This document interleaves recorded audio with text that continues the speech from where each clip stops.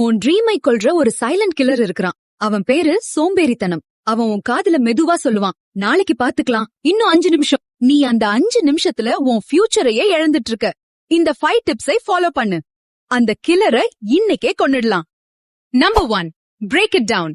உன் கோல் உனக்கு மலை மாதிரி தெரியுதா? அத பார்த்து பயப்படாத. அத சின்ன சின்னதா இன்னைக்கு முடிக்கிற மாதிரி பிரிச்சுக்கோ. Number 2, the 5-minute rule. மனசு கேக்கலையா?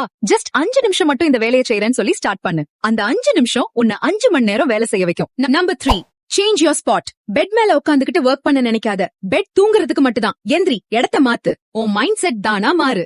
Number 4, reward your self. ஒரு கஷ்டமான வேலையை முடிச்சா உனக்கு நீயே ஒரு சின்ன ரிவார்ட் கொடுத்துக்கோ.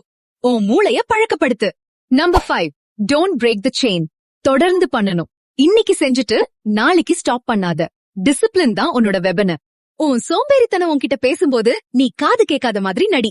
நீங்க சோம்பேறித்தனத்தை ஜெயிக்க ரெடினா கமெண்ட்ல நோ மோர் லேசினஸ் டைப் பண்ணுங்க.